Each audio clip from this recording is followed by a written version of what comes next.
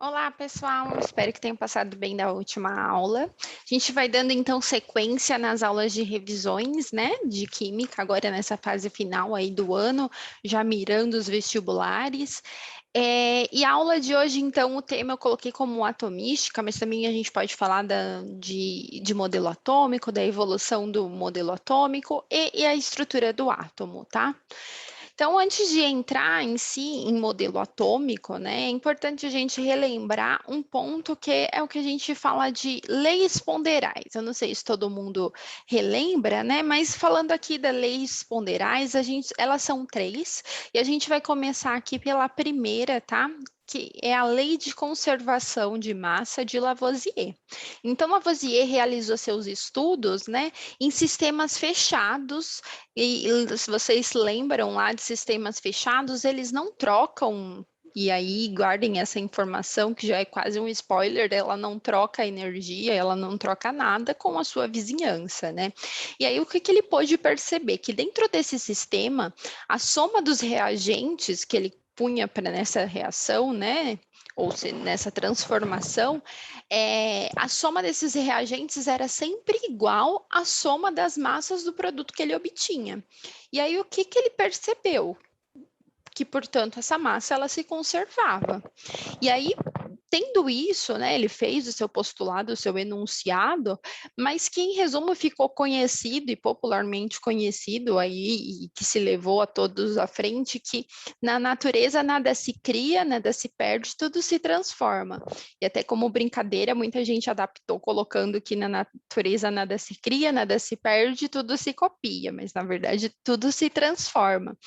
Então, o que, que a gente conclui, né, através dessa lei, né, de uma dessas leis ponderais, que em uma transformação química, é, existe uma quantidade igual de matéria antes e depois de uma reação. Isso não, a gente não perde isso, tá?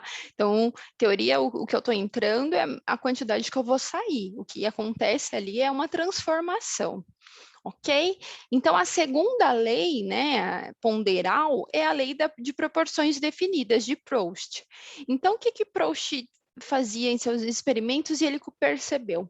Então, por exemplo, ele percebeu que quando ele misturava o cobre, o carvão e o oxigênio para formar, né, para reagir e se transformar no carbonato de cobre, o que, que apresentava? Que 5 partes de cobre, né, que quando ele usava 5 partes de cobre, 4 de oxigênio e 1 de carbono, isso falando em massa, se ele precisasse dobrar as partes de carbono, né, então de 5 para 10, também isso acontecia, ele precisaria dobrar as dos outros componentes. Então, ele teria que dobrar de oxigênio e de carbono. Então, logo, os elementos só se unem entre si para formar uma combinação dentro das proporções de peso absolutamente definidos. E aí, quando a gente fala em peso aqui, pessoal, entendam massa, tá? Em massas definidas, por isso que se chamam lei das proporções definidas, proporções de massa. E, por último, mas não menos importante, a lei das proporções definidas, que fala que a proporção entre os elementos de uma mesma substância será sempre a mesma, ok? Então, é importante a gente relembrar das leis ponderais para dar sequência aí no que a gente vai falar hoje. Tá bom? Então, eu vou começar a falar com vocês de modelos atômicos, né? Mas o que é importante a gente... Sair da câmera. O que é importante a gente relembrar? Antes da gente elucidar e tratar um pouquinho mais dos modelos mais conhecidos, né? Havia uma ideia, e aí era uma ideia um pouco... que deu base, né, do que a gente está falando de modelo atômico, nessa ideia de atomística, que veio lá do século V antes de Cristo, né, que era o modelo de Leucipo e Demócrito, que falava que o átomo, se a gente pegasse a matéria e fosse dividindo em pequenos pedacinhos até chegar na menor parte dela, onde pudesse chegar na menor parte realmente, que a gente não consegue mais dividir, a gente chegou no átomo. Era essa a ideia. E aí, conforme foi se passando o tempo, vieram os alquimistas, essa ideia foi, essa ideia de átomo, né, foi se transformando. Então, depois veio Aristóteles, trouxe a concepção dos 4 elementos, e tentou adaptar ao átomo, vieram os alquimistas, e até chegar nos modelos que a gente vai tratar agora. Então, a aula trata dos resumos, e aí eu trouxe pincelado, né, os principais modelos para a gente tratar, e lembrando, né, pessoal, a gente hoje não tem um modelo definido, a gente tem uma proposta atual que mais atende o que a gente conhece, né, com base científica do que é o átomo, tá? Então, aqui a gente compilou, né, os principais pontos, né, que são importantes e que são mais frequentes de questões de vestibular, tá? Então, vamos lá. Começando aqui pelo modelo da teoria atômica de Dalton, o que dizia, né? Então, Dalton formulou aqui, entre 1803 a 1807, foi a primeira tentativa completa de descrever o átomo e suas propriedades. Só vou tirar a câmera aqui da frente. Então, qual que era o princípio do Dalton para o átomo? Desculpa. Então, ele dizia que toda matéria é composta por átomos e que eles são indivisíveis, que todos os átomos de um determinado elemento possuem massa e propriedades idênticas, os compostos são combinações de 2 ou mais tipos diferentes de átomos, uma reação química é o rearranjo de átomos, ok? Então, esse era os princípios, né, os postulados, digamos assim, do que Dalton trouxe na sua teoria atômica. E qual foi o modelo que Dalton adotou? O modelo de Dalton ficou conhecido como modelo de bola de bilhar. Por quê? Porque ele dizia que o átomo era uma partícula maciça, né? Indivisível e indestrutível. Então, o átomo era isso, era uma bola, um esférico, né? Maciço, indivisível, indestrutível, e era isso, apenas isso. E o que o Dalton usou como base teórica ou experimental? Ele usou as leis ponderais, 2 delas, a conservação de massa e as de porções definidas. E por que ele não é mais vigente, ou deixou de ser vigente, né? Porque descobriu-se depois dele os elétrons e a radioatividade. E aí provou-se que essa questão de que era indivisível caiu por terra, porque ele passou a ser divisível, ok? Então, aqui os principais pontos da teoria atômica, do modelo atômico proposto por Dalton. Passando então, pessoal, voltei. A teoria atômica de Thomson, tá? Antes da gente entrar aqui, bom, eu vou dando sequência até chegar nos raios catódicos. O modelo, então, de Thomson, tá bem na foto, não explicava as características, de Dalton, desculpa, não explicava as características elétricas da matéria, tanto porque, como eu falei para vocês, era maciço e descobriram os elétrons. Quem descobriu os elétrons? É o que eu vou comentar aqui com vocês.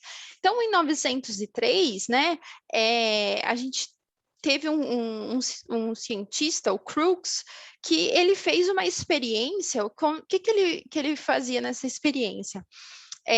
Ele, dentro de uma ampola de vidro com um gás a baixa pressão, ele descarregava, emitia uma descarga elétrica dentro dessa ampola, e aí ele adaptou nos polos dela, né, um eletrodo, desculpa, e que serviu como um cátodo, né, e que era num polo negativo e um ânodo como um polo positivo de eletrodos. E aí o que ele fez, né? À medida que ele baixava a pressão, era possível observar uma luz fluorescente dentro desse tubo, uma luz verde. E aí, essa luz, ela saía, né? Ela saía do polo do polo do cátodo, né? Por isso foi chamado de raios catódicos, e iam para o ânodo. E esses raios catódicos, né, eles apresentavam algumas características que o modelo de Thomson não conseguia, de Dalton, desculpa, não conseguia explicar. Então, o que Crookes viu? Ele viu que, por exemplo, nesse experimento dele, né, projetava-se uma sombra em qualquer anteparo que estivesse oposto ao tubo, se estivesse de frente a uma parede. Então, ele concluiu o quê? Que esses raios catódicos sempre iam em linha reta. Ok, vi isso, beleza. E aí, o que ele percebeu também? Que esses raios que ele via, né, movimentavam-se em um pequeno catavento adaptado no centro do tubo. Então, tinha um certo movimento ali. E aí, o que ele concluiu? Que isso tinha uma massa também, esse raio. E o que ele percebeu? Que eles eram também atraídos pelo polo positivo quando um campo elétrico externo era aplicado ao tubo. Então, se ele tinha um campo magnético externo, ele também era atraído. Então, ele falou: pera lá, tem uma carga negativa aqui. E aí, a teoria de Dalton não se sustentou, porque dizia que, né, não tem, se isso é indivisível, né, entende-se que aquilo ali é uma massa só. E aí, através desse experimento de Thomson, né, ou de Crookes, desculpa, Thomson, baseado nessa experiência, ele propôs um modelo de átomo, né, que era uma esfera de carga elétrica positiva recheada de elétrons de carga negativa. Desses elétrons que vão estar espalhados aqui, né, negativos, tá? Esses elétrons, pessoal, eles não estão presos ao átomo. Por isso que eu coloquei aqui até entre parênteses, né, entre aspas, desculpa, recheados, tá? Eles não estão presos. E aí, então, só um resumo aqui dos resultados, né? O átomo é uma esfera, porém não maciça. O átomo é neutro. Então, entende-se que o mesmo número de cargas positivas é o mesmo número de cargas negativas. Como ele apresenta elétrons de... Bom, isso que eu acabei de comentar, né? Portanto, a carga final é nula. Os elétrons não estão presos ao átomo, como eu disse, portanto, eles podem ser transferidos para outros em determinadas condições que favoreçam isso. Qual que foi a base experimental ou teórica? O experimento de Crookes, né? A descoberta dos elétrons através dos raios catódicos. E por que ele não é mais vigente, né? Por que deixou de ser vigente? Porque veio uma outra pessoa, o Rutherford, e falou, não está completo. Deixa eu te mostrar aqui o que eu fiz, que ficou um pouquinho melhor, tá? E aí, só também como curiosidade, acabei não mencionando, mas está aqui no slide, esse modelo ficou conhecido como pudim de passas. Eu nunca vi um pudim de passas, mas a literatura fala, e se alguém já viu, depois me fale como é um pudim de passas, que o pudim de passas tem uma massa, né? E as passas ficam soltas, recheadas no pudim, por isso que foi comparado a ele, ok? Dando sequência, então, ao modelo de Rutherford. Então, o Rutherford é uma das teorias que tentam elucidar os aspectos estrutural do átomo, tá? A menor unidade da matéria é comparado ao Sol, compara o Sol, desculpa, ao núcleo do átomo e os elétrons aos planetas do sistema solar, ok? Então, qual que é o modelo aqui proposto para o Rutherford? Eu não coloquei data, mas isso aqui a gente está falando de 1911. Então, a gente saiu lá de 1800, deixa eu só voltar, 1903, desculpa, 1911, tá? Então, o modelo proposto aqui pelo Rutherford é um modelo nuclear. Então, eu tenho o meu núcleo com prótons e nêutrons e a minha eletrosfera com os meus elétrons, movimentando-se ao redor desse núcleo que é denso, né, e positivo. O importante mencionar aqui é que esse movimento dos elétrons é caótico, tá? Não é ordenado. E qual que foi a base que ele usou? Ele fez esses experimentos do Rutherford, era um bombardeamento de uma lâmina de ouro finíssima, tá? Com partículas positivas. Então, ele bombardeava partículas alfa, né? E dentro nessa estrutura, né? E via o comportamento disso. E a partir desse comportamento, o que ele observou? Que a maior parte das partículas seguiam em trajetória atravessando a lâmina de ouro.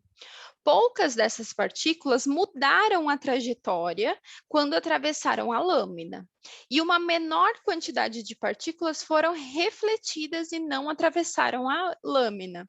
E aí, o que ele conclui, então? Que é o desenho, eu vou ler aqui para vocês, que então há uma região pequena, densa e dotada de carga positiva, que é o núcleo, que concentra praticamente toda a massa do átomo, ok?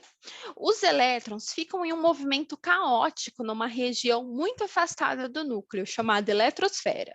Entre o núcleo e a eletrosfera há um imenso vazio. Legal, bacana a proposta dele. Mas por que ela deixou de ser vigente? Porque, pessoal, tipo, o que acontece aqui, tá? O problema do modelo do Rutherford é, é um problema físico também, tá? Existe uma tendência de que essa partícula negativa de uma massa tão pequena, né? E a gente está falando de um núcleo de massa de uma região maior, super denso, que é um núcleo, ela começa a girar em torno disso, né? Que é uma carga oposta, porque tem prótons também ali positivos, ele começa a dissipar a energia e torna a sua velocidade, faz com que isso vire uma trajetória helicoidal. E aí, como se ele fizesse um espiral e comece a colidir com o núcleo, tá? É uma lei física. Então, isso não se sustentaria. Então, bacana a ideia dele, mas não se sustenta, tá? E aí, passando, né? Eu coloquei aqui como Rutherford Bohr, mas esse modelo atribuído ao Bohr, a gente fala, então, que esse modelo de Bohr é onde os elétrons se movimentam ao redor do núcleo em órbitas ou em níveis de determinadas energias sem ganhar e sem perder energia. Então, percebe que aqui a gente continua tendo um núcleo, está organizado, a gente tem a eletrosfera. O que acontece é um movimento organizado dessa eletrosfera. Cada um tem o seu nível de energia determinado. O elétron não está ali desorientado. Então, isso fica um pouco mais sustentável, ok? Então, qual foi a base teórica utilizada aqui por Bohr? A luz emitida por diferentes elementos, que a gente chama de espectro descontínuo, e a teoria dos quanta de Planck, que é a energia descontínua, tá? Então, começa aqui uma ideia de modelo quântico, tá bom? O postulado, então, o modelo de Bohr, né, ele explica muito bem o átomo de hidrogênio, tá? Então, ele teve 4 princípios. A quantização da energia atômica, então, cada elétron apresenta uma quantidade específica de energia.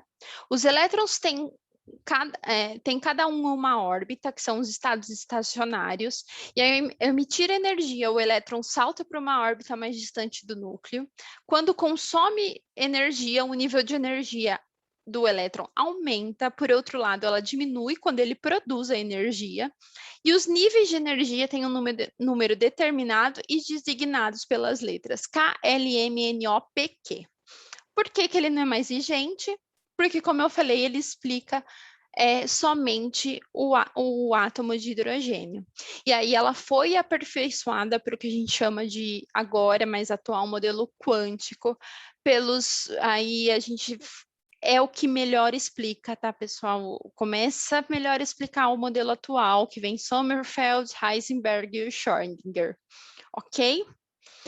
Eu trouxe aqui um mapa conceitual dessa evolução, só para, de novo, né, ficar para a gente bater o olho e conseguir enxergar mais ou menos essa evolução.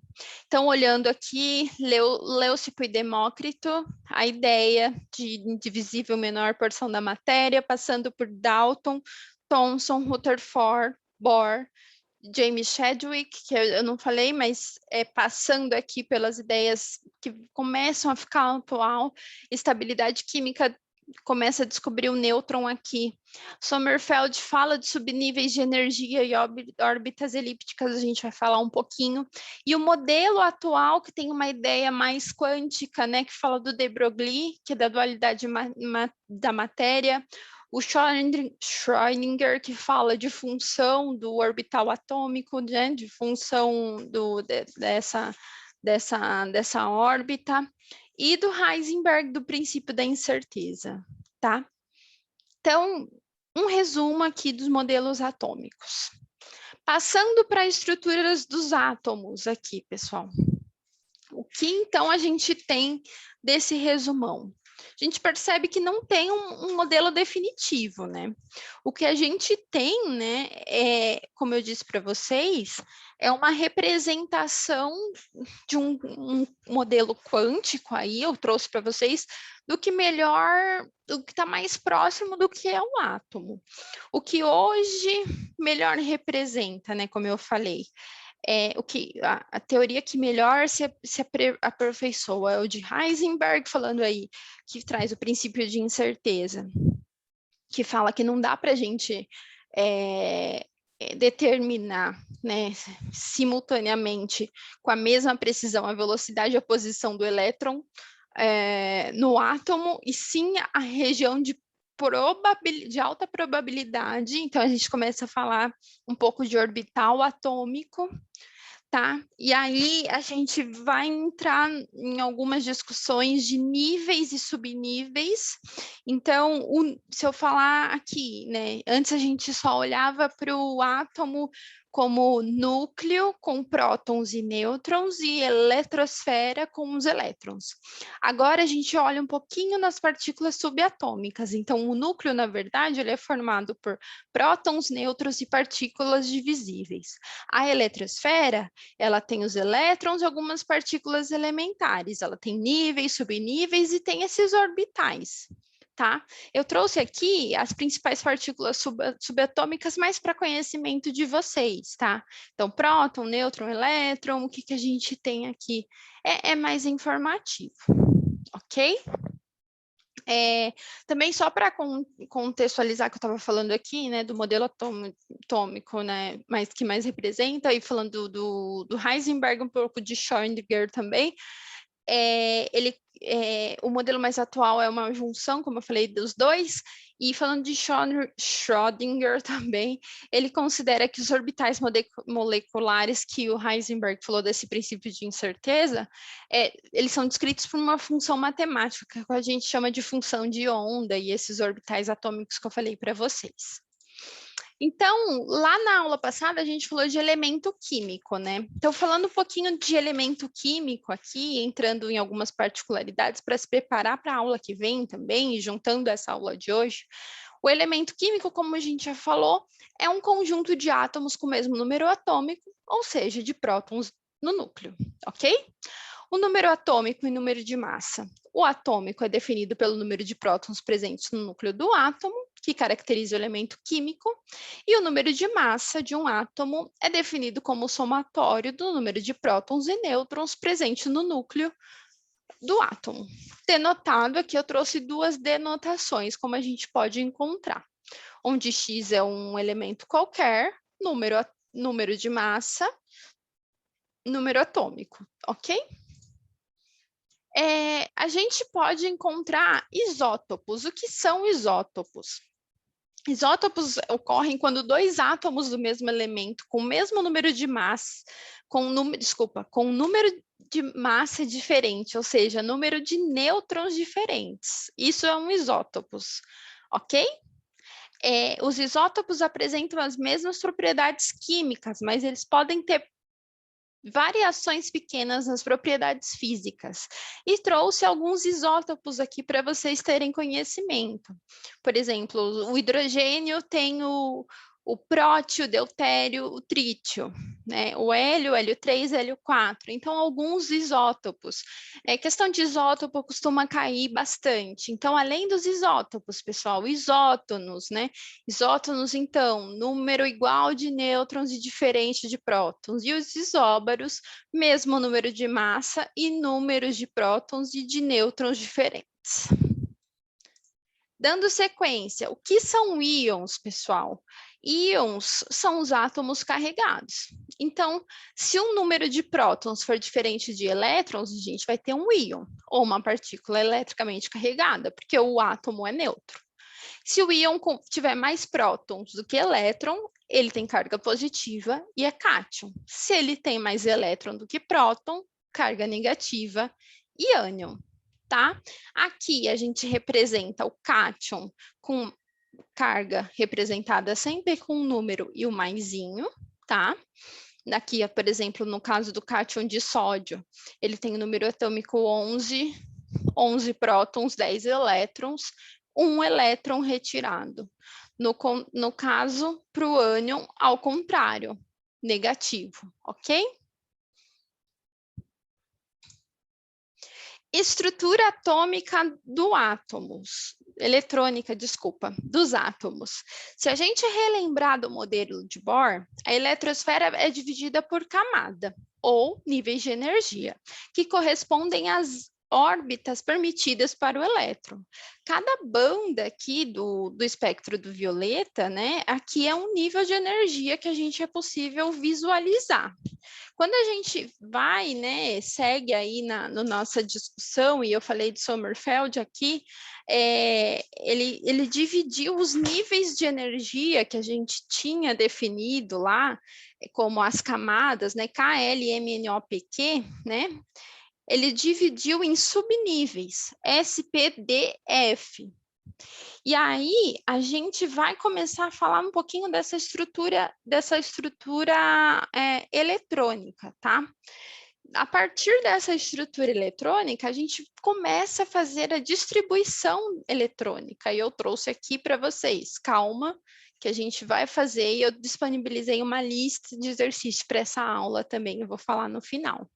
Então, pessoal, distribuição eletrônica. O que é, então, a distribuição eletrônica? É nada mais do que distribuir os elétrons nas suas camadas e suas subcamadas. A gente sempre vai começar pelo subnível de menor energia até completá-lo, e aí vai seguir até o de maior energia. Então, a camada K é o primeiro nível e a Q é o nível 7. O subnível, aqui a gente tem um S, aqui 2S, 2P, 3S, 3P, 3D, 4S, 4P, 4D, 4F, 5S, vai sempre subindo até 5F, 4D, 7 e depois diminui, ok? Aqui, os orbitais, nesse momento, a gente não vai entrar em detalhe, eu acho que aqui só para quem quiser se aprofundar mais, tá? E depois a gente pode falar. Subníveis de energia, eu tenho a capacidade específica dos meus elétrons.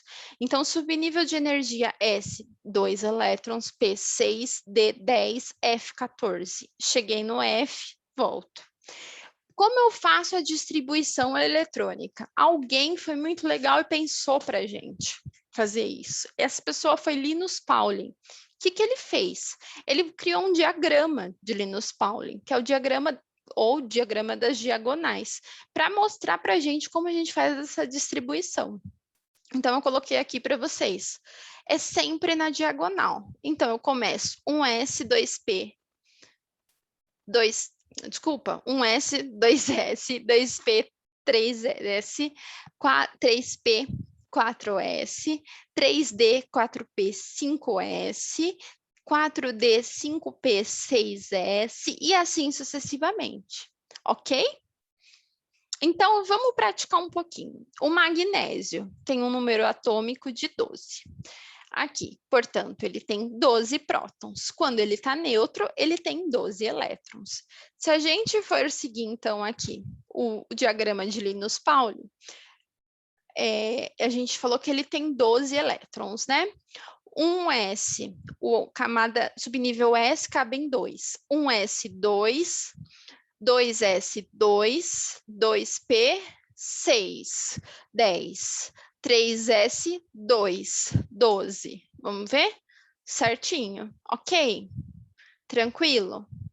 A gente pode apresentar a distribuição de 3 formas. Eu tenho a ordem energética, que geralmente é o que a gente mais encontra, que é a ordem de preenchimento. Então, por exemplo, o arsênico, 1S2, 2S2, 2P6, 3S2, 3P6, 4S2, 3D10, 4P3. Ordem geométrica, que é por ordem da camada, então aí é como se eu fosse na linha reta, então é primeiro a camada 1, camada 2, camada 3, camada 4.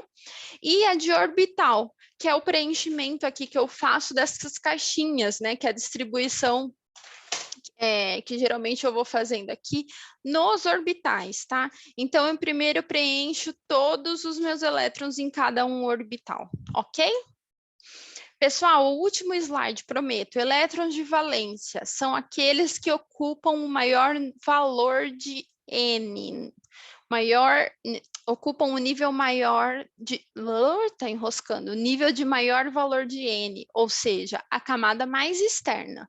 Para saber quantos elétrons de valência um elemento tem, precisamos contar de todos os subníveis da última camada, ok? Então, por exemplo, para o oxigênio, número atômico igual a 8, né?